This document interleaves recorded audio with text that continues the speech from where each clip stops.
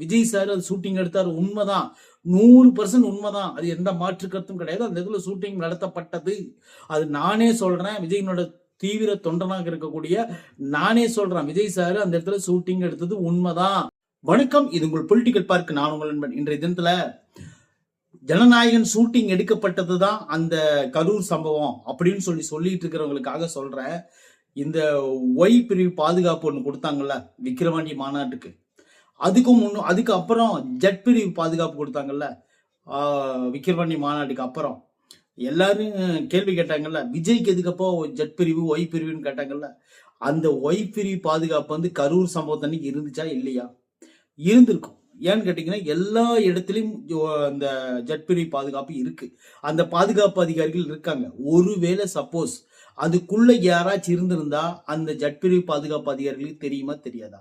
சரி, ஓகே, அப்படியே அவங்களுக்கு யாருக்குமே எதுவும் தெரியலப்பா, ஒரு ஷூட்டிங் நடத்துறாங்க அப்படின்னு சொன்னா அவங்களுக்கு தெரிஞ்சிருக்குமா தெரிஞ்சிருக்காதா? சரி, அப்படியே ஷூட்டிங் நடத்துனாங்க, இது எல்லாத்துக்கும் காரணம் விஜய் தான் அப்படின்னு சொன்னா அந்த ஜட் பிரிவுல இருக்கிற அந்த அதிகாரிகள் வந்து ஏத்துக்குவாங்களா எதிர்ப்பாங்களா?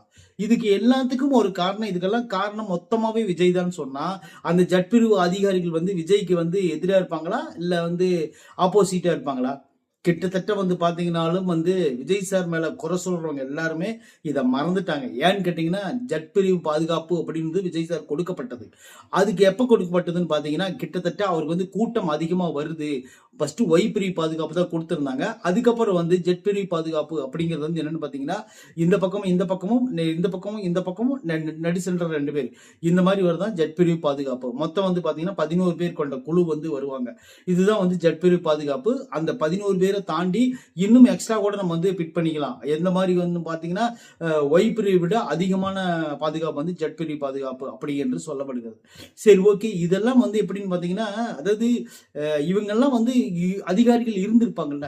அந்த கரூர் சம்பவம் ஆகட்டும், மற்ற எல்லா நாமக்கல் ஆகட்டும், அல்லது வந்து இதுக்கு முன்னாடி திருச்சி, அப்புறம் வந்து பாத்தீங்கன்னா நிறைய இடத்துல வந்து பரப்புரை பண்ணாரு. அது எல்லாத்தையும் தாண்டி அந்த அதிகாரிகள் இருந்திருப்பாங்க. அந்த வந்து பாதுகாப்பு கொடுக்க வேண்டிய ஆட்கள் இருந்திருப்பாங்க. அவங்களுக்கு தெரிஞ்சிருக்கும்ல இந்த மாதிரி ஒரு ட்ரோன் ஷாட் சினிமாவுக்காக எடுக்கப்பட்டது, நடிகைகள் உள்ள இருப்பாங்க, அதுல வந்து அச்சுவினத்துல இருப்பாருன்னு சொல்லியிருப்பாங்கன்னு தெரிஞ்சிருக்கும்ல.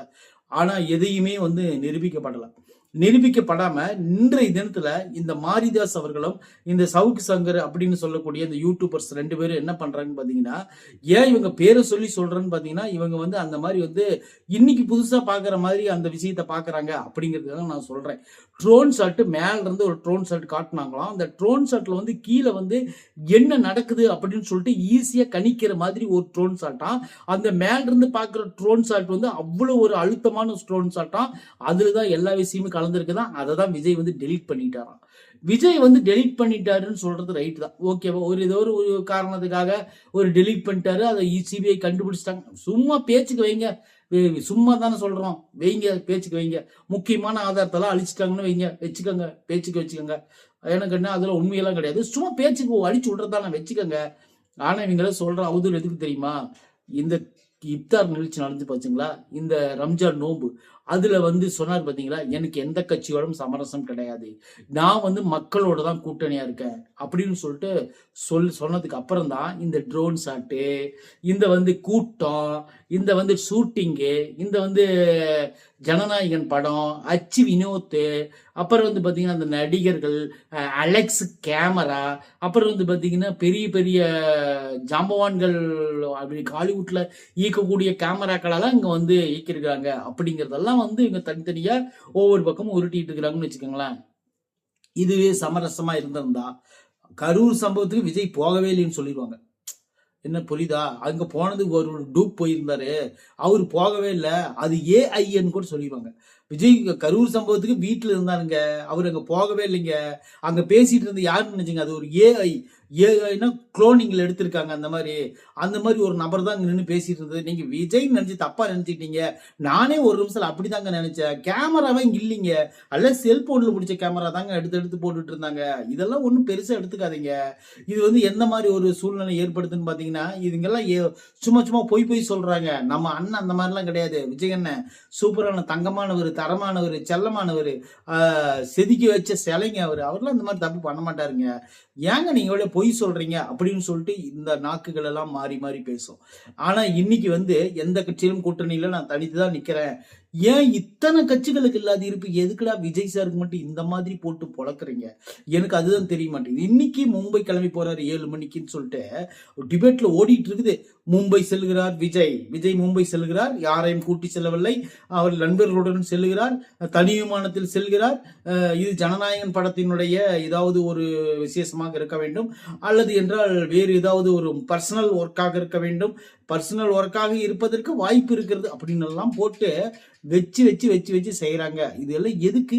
இதெல்லாம் வந்து எதுக்குன்னு பாத்தீங்கன்னா, ஒரு மனுஷன் வீட்டை விட்டு வெளியே வந்தாவே செய்தி ஆகுதுன்னா அது விஜய் மட்டும்தான். வேற யாராச்சும் வர்றாங்களா? செய்தி எதாவது சொல்றீங்களா? ஒரு செய்தி வந்திருக்கா? ஒரு செய்தியுமே வரல. ஏன்னு கேட்டீங்கன்னா, விஜய் வந்தா மட்டும்தான் உங்களுக்கு செய்தி. அதை தான் மக்கள் பார்க்க விரும்புறாங்க. அதாவது வந்து பாத்தீங்கன்னா, நீங்க எல்லாத்தையுமே வந்து நீங்க ஈஸியா கடந்து போயிட்டீங்க. எல்லாத்தையுமே வந்து ஈஸியா கடந்து போயிட்டீங்க. ஆனா விஜய்ங்கிற ஒரு மாபெரும் மனிதனை மட்டும் உங்களால கடக்கவே முடியல. ஏன்னு கேட்டீங்கன்னா, விஜய் பார்த்தா பயம். அந்த பயம்தான் உங்களை இன்னும் அரசியல்ல வந்து சம்பாதிக்க வச்சிட்டு இருக்குது அப்படிங்கிற மட்டும் மறந்துடாதீங்க. உங்க ஒவ்வொருத்தர் அக்கௌண்ட்லயும் பணம் மாசம் மாசம் வந்து விழுவுறதுக்கு காரணம் யாருன்னு பாத்தீங்கன்னா விஜய். அந்த விஜய் தான் நீங்க வந்து அவதூறு பேசுறீங்க. அந்த அவதூறு பேசுறதுனாலதான் உங்க அக்கௌண்ட்ல பணம் வந்து விழுகுது அப்படிங்கறத மட்டும் உங்களால மறுத்து பேச முடியுமான்னு சொல்லுங்க. அது முடியாது. ஏன்னு கேட்டீங்கன்னா, அதுதான் வந்து உண்மை அப்படின்னு சொல்லிட்டு விஜய் சார் போடா பொழைச்சி போடா போட போட போடா அப்படின்னு சொல்லிட்டு விட்டுட்டாரு. அவ்வளவுதான், வேற ஒண்ணும் கிடையாது. ஏதாவது ஜனநாயகனுடைய ஃபர்ஸ்ட் டைம் போயிட்டு வரும்போது இவங்க அவதூறு சொல்லியிருந்தாங்கன்னு கூட, ஏன் அப்ப அதிகாரிகள் கேட்டிருக்க மாட்டாங்களா? சிபிஐ அதிகாரிகள் எங்கப்பா ஃபுட்டேஜ் எல்லாம், கேமரா ஃபுட்டேஜ் எல்லாம் 2 வாட்டி போனாரு, அப்பெல்லாம் கேட்டிருக்க மாட்டாங்களா? இத்தனை நாள் அந்த ஆதாரமெல்லாம் கிடைச்சிருக்காதா? ஃபர்ஸ்ட் நான் ஒண்ணு சொல்றேன் கேட்டுக்கையா. விஜய் சார் அது ஷூட்டிங் எடுத்தாரு, உண்மைதான், 100% உண்மைதான். அது எந்த மாற்று கருத்தும் கிடையாது. அந்த இதுல ஷூட்டிங் நடத்தப்பட்டது. அது நானே சொல்றேன். விஜயனோட தீவிர தொண்டனாக இருக்கக்கூடிய நானே சொல்றேன், விஜய் சார் அந்த இடத்துல ஷூட்டிங் எடுத்தது உண்மைதான். என்ன ஷூட்டிங் தெரியுமா? யூடியூப் லைவ் போடுறதுக்காக அங்கங்க கேமரா வச்சிருப்பாங்க. இப்ப யூடியூப் லைவ் வந்து எடுத்த உடனே நான் வந்து கீழே நின்று பிடிச்சி போட முடியுமா? அப்படிலாம் போட முடியாது. எங்கெங்க ட்ரோன் பறக்குதோ எல்லாம் யூடியூப் சேனல், அதாவது தமிழக வெற்றி கழகம்னு ஒரு சேனல் இருக்கு. அந்த சேனலுக்காக எல்லா இடத்துலயும் ட்ரோன் பறக்க வச்சு எல்லா செவுத்துலையும் எல்லா மரத்துலையும் எல்லா இடத்துலையும் நின்று ஆளுங்க அங்கங்க கவரேஜ் பண்ணுவாங்க. அது ஒட்டுமொத்த ஃபுட்டேஜ் எங்க போகணும்னு பார்த்தீங்கன்னா யூடியூபுக்கு போகும். அந்த யூடியூப்னோட ஒரு சிங்கிள் ஃபுட்டேஜ் எடுத்து வச்சுட்டு மேல இருந்து வர ட்ரோன் எடுத்து வச்சுக்கிட்டு இவங்க என்ன பண்றாங்கன்னு பாத்தீங்கன்னா, இவங்க இஷ்டத்துக்கு அளந்து விடுறாங்க. இவங்க இஷ்டத்துக்கு அளந்து விடுறத மக்கள் அப்படியே எப்படி நம்புறாங்கன்னு தெரியுமா? கோடிக்கணக்கான பேர் பாக்குறாங்க, நம்ம லட்சக்கணக்கான பேர் பாக்குறாங்க, நம்ம சொல்றதெல்லாம் நம்பிடுவாங்க. நம்ம வந்து ஒரு மகாத்மா, நம்ம வந்து ஒரு பரமாத்மா, நம்ம வந்து பெரிய ஜீசஸ், நம்ம வந்து பெரிய ஹல்லா அப்படின்னு சொல்லிட்டு இவங்க மனசுக்குள்ளே நினைச்சுக்கிறாங்கன்னு வச்சுக்கோங்களேன். நம்ம தான் கடவுள், நாம சொன்ன மக்கள்ல பக்தர்கள்லாம் கேட்பாங்க அப்படிங்கிற மாதிரி நினைச்சுக்கிறாங்க. ஆனா அப்படியெல்லாம் கிடையாது கண்ணா. இங்க வந்து நிகழ்ச்சியா வேற. ஏன்னு கேட்டீங்கன்னா, அது உண்மையிலேயே ஷூட்டிங் எடுத்தாங்க. அது என்ன ஷூட்டிங்? யூடியூபுக்காக எடுக்கப்பட்ட ஒரு சேனல் ஷூட்டிங்.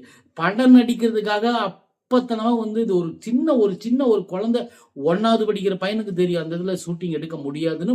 எடுத்தாலும் என்ன பிரயோஜனம்? அது என்ன மாதிரி அந்த மாதிரி சீன் வந்து நீங்க 10 பேர்த்து நிக்க வச்சு, விஜய் நிக்க வச்சு 10 லட்சம் பேரா காட்டுற டெக்னாலஜி எல்லாம் வந்துருச்சு கண்ணா. ஒரு கூட்டத்துல ஏத்தி போய் நம்ம வந்து அந்த படம் எடுக்கணும் அப்படிங்கிற அவசியம் கிடையாது. அந்த 41 உயிர்களுக்கு நீதி கிடைக்கணும் அப்படிங்கிற ஒரே காரணத்துக்காக தான் வந்து விஜய் வந்து மௌனமா இருக்காரு இத்தனை நாளா. அந்த ஒரு விஷயம் மட்டும் நடக்காம விஜயோட வாழ்க்கையில கடந்திருந்தாருன்னா உண்மையிலே இன்னைக்கு வந்து எல்லாருமே கதறி செத்துருப்பாங்க. அந்த மாதிரி ஒரு சூழ்நிலை. ஏன்னா அந்த ஒரு குற்ற உணர்ச்சி மட்டும்தான் விஜய் வந்து தாக்கிட்டு இருக்குது. நம்மளால வந்து நம்மளை பார்க்க வந்து நம்ம தொண்டர்கள் இப்படி செத்து போயிட்டாங்களே அப்படிங்கிற ஒரு உணர்ச்சி மட்டும்தான் அவர் வந்து தாக்கிட்டு இருக்க தவிர, மற்றபடி இந்த அவதூறுகள்லாம் அவர் பயப்படுற ஆளும் கிடையாது. நீங்க என்ன அவதூறு பண்ணாலும் அவர் கண்டுக்க போறதும் கிடையாது. ஃபர்ஸ்ட் அதை மைண்ட்ல ஏத்திக்கங்க. இந்த கரூர் சம்பவத்தினோட புட்டேஜ் அப்படிங்கறது வந்து இவங்களா அந்த யூடியூப் சேனலுடைய மேல இருந்து இறங்கிட்டு இருக்கிற அந்த யூடியூப் அந்த ட்ரோன் ஷாட் தான் இவங்க எடுத்து வச்சுட்டு காட்டிட்டு இருக்காங்க. இது உண்மையிலே சிபிஐ அலுவலகத்திலிருந்து வந்துச்சா இல்லையான்னு தீர விசாரிச்சுட்டு உண்மையிலே சொல்றேன், இதுக்கெல்லாம் வந்து சரியான ஒரு பாடம் வந்து விஜய் சார் வந்து கற்பிப்பாரு அப்படிங்கிறதுல எந்த மாற்று கருத்தும் கிடையாது அப்படின்னு நான் சொல்ல வரேன். நன்றி, வணக்கம்.